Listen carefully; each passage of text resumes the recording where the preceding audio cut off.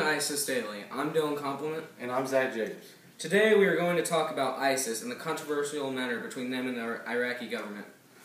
Today, Iraqi government is getting its land taken from them by ISIS. For all of you that didn't know what ISIS is a big terrorist group that branched from Al-Qaeda who wants an Islamic state to worship and believe things that they believe in, that the government has the right and they do not. So they believe that they can take the land. ISIS is in the Middle East for religious beliefs, and it seems like they have been targeting Iraq and starting to take major cities. Now about the Iraqi government. It seems that their government is just like our government. They have 3 branches and they do all the same things. Except they have a prime minister and they are born into it. There is no vote for president, it is born into it. Now let's go to the interview with Dalton Du Bois. Thank you, Zach. Now I'm here with All Body. How are you? I am great. It's a pleasure for you to be here. It's a nice country here. Thank you, but I am on a tight schedule. Can we go? Yes, indeed. So, what is going on in Iraq right now? So it looks like ISIS is taking over our land and claiming it as their own. They are hunting the innocent people, and some are dying. It is a bad situation, and we are taking precautions, trying to resolve the situation. We do not want to use force, but if we have to, we will. I can do it about it. We just want peace. Great answer, but one thing, are they trying to renegotiate? They are not at this time, which is very bad. We want to, but they are not going to. So again, we will have to use force to get what we want. So that might be what we have to do. Another great question, but is there anything final you want to say before we leave? Actually, yes. If there's anything you guys can do to help, it would be the best thing for us. Thank you for your time. It was great. Now back to Dylan. Thank you, Dalton, for that wonderful video. Yes, that truly was great. Now please stay with us as we go on a quick commercial break. Hello. We have recruited many civilians and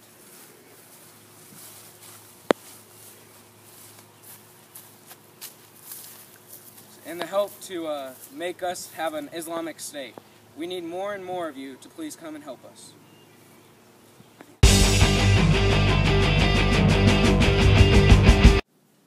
This is your Kosovo News, and I'm Dalton Du Bois. And I'm Dylan Compliment.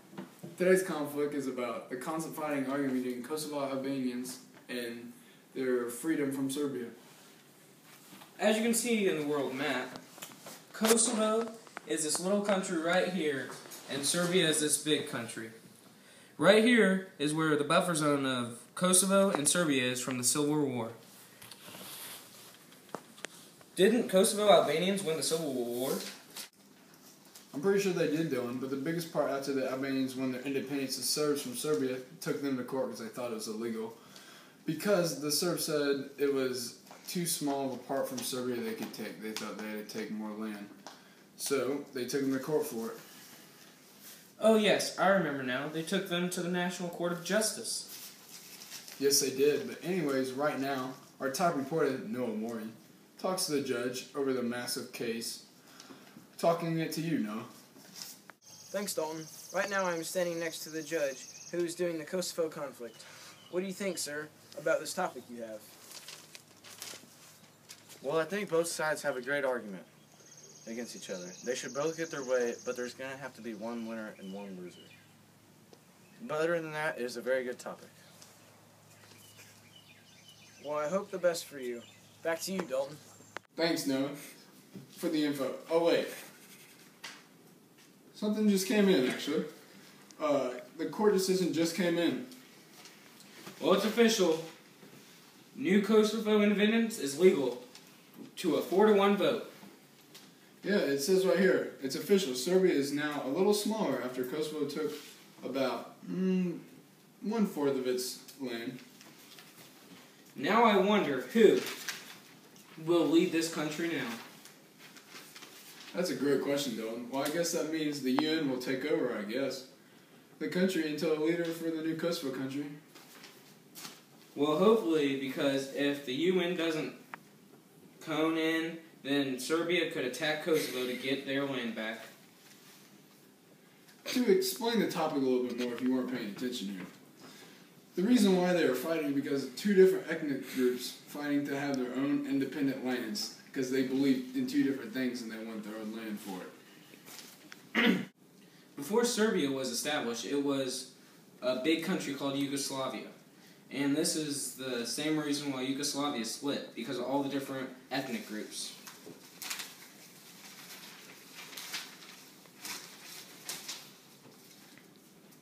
Yes, that's right. But here, to look at Yugoslavia, right here, this huge country right here used to be Yugoslavia. Now, it's split up into very many different parts right now. So basically that's what it looks like now. But anyways, this is your Kosovo News, and I'm Dalton Boyce. And I'm doing compliment. See you next time.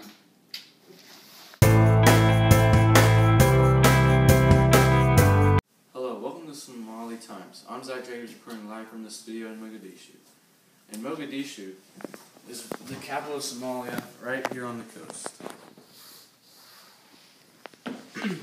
I'm doing compliment, your anchor, along with Zach for tonight.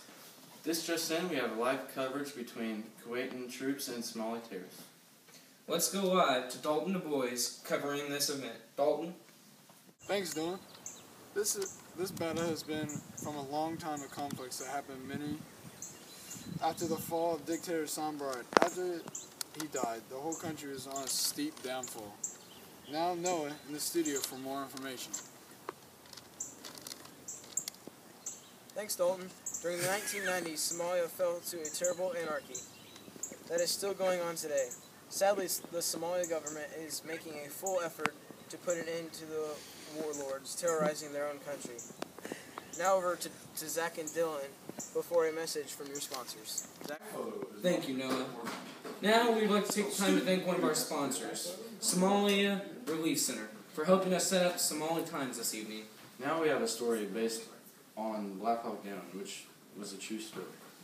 This is the story of the U.S. invention in Somalia.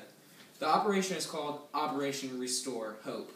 In this operation, the USA attempted to capture valuable targets inside a hotel in Mogadishu. Some say the mission was successful, and some say it didn't due to the mass casualties for the U.S. During the 24-hour firefight, resulted in 18 American deaths and over 70 casualties. Also, an estimated total of over 2,500 Somalia deaths. 2 Black Hawk Down helicopters were shot down with a new weapon in its time called a RPG, or a rocket-propelled grenade. And now, a commercial presented by the Somalia Relief Center. Do you ever get stuck in a sandstorm during a battle? Well, we have the solution for you.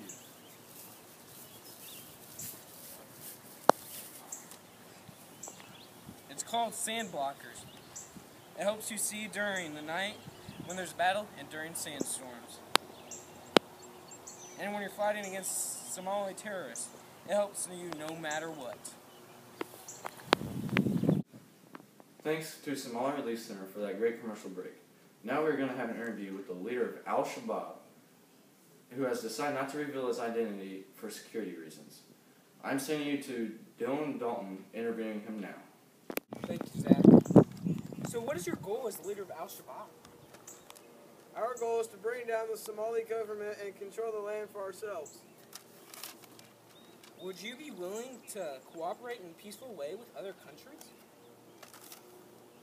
No, we strictly believe in violence, like our correspondents such as ISIS. Thank you for answering our questions. I'm glad for the opportunity. You heard it here. First on violence from Al-Shabaab. That was a great interview, and now we'll be presenting a short video as a recap of the conflict. Thank you, and good night. See you next time. This is your Czechoslovakia news, and I am Noah Mori. And I'm Dalton Boys. Last night, August 21st, 1968, Soviet Union and the Warsaw Pact invaded Czechoslovakia in the city of Prague. The Warsaw Pact was, and still is, trying to take out the reformist groups in Prague. Here's the country of Czechoslovakia, and there's the city of Prague. The Warsaw Pact involves the countries Soviet Union, Poland, Hungary, East Germany, and Bulgaria. There have been reports that the Soviet Union was thinking about using nuclear bombs, but we have heard that these decisions have been changed and they will not use these bombs. Airborne troops along with tanks immediately surround the building of the Central Communist Party Central Committee. A couple hours after the attack, the invaders came in and took out the radio station. Besides the Czechoslovakia news, this is the main news for the public. And we're going to take a short break for this convenient commercial. Hi, I'm a leader of the Warsaw Pact looking for recruitments just like these two strong soldiers right over here.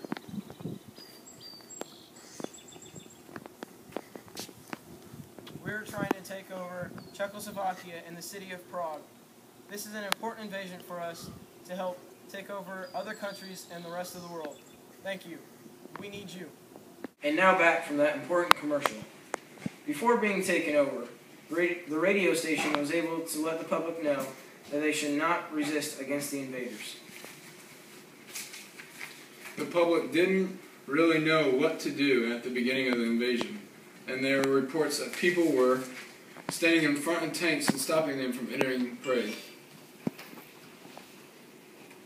Nobody knew the condition of the Czech leaders until planes flew over and dropped information to the public saying that Antonin Novotny was not hurt in a safe place. We have heard that the UN has been making efforts to resolve this situation between the Soviet Union and the Czechoslovakians. NATO allies didn't like having large tensions between countries. This led to countries not wanting to help out with this conflict. These conflicts also forced the U.S. President Lyndon B. Johnson to postpone a meeting with the Soviet leader about arms control agreements. The outcome so far is that the Soviet Union has put power in the city of Prague. This was called the Brezhnev Doctrine. This also meant that Moscow had the right to control or intervene with any country who had a communist government. That's all for the Czechoslovakian news. I am Noah Mori. And I'm Dalton Boys. Have a good night.